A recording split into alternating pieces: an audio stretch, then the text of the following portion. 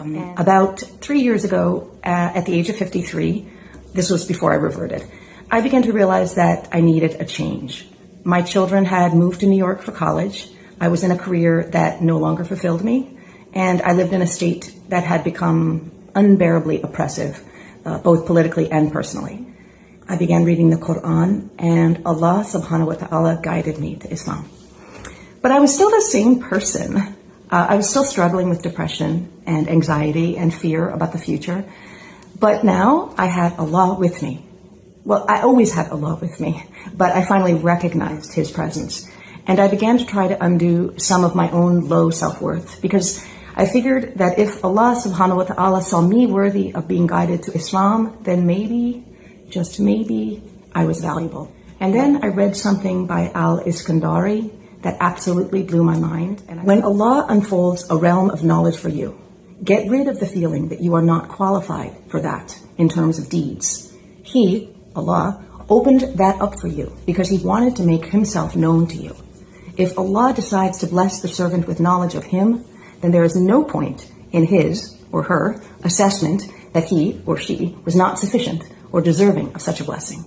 And no reciprocation on His part will be enough to measure up to what He, Allah, has bestowed on him, her. The servant's anxiety over not being able to give back is totally misplaced. His knowledge of Allah will be more powerful than his deeds in defining the course of his life. So I decided to work on replacing my lack of belief in myself with belief of Allah, belief in Allah and His clear love of me. So in the last month, I quit my job. I sold my home in Florida.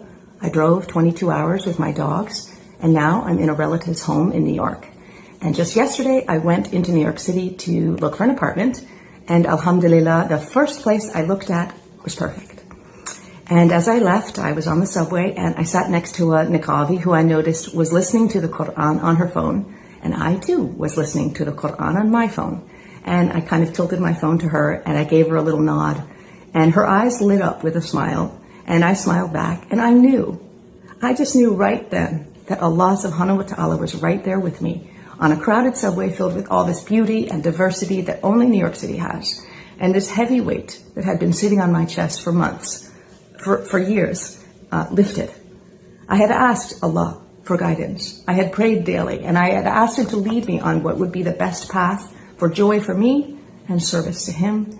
And I feel like my du'as have been answered. Alhamdulillah.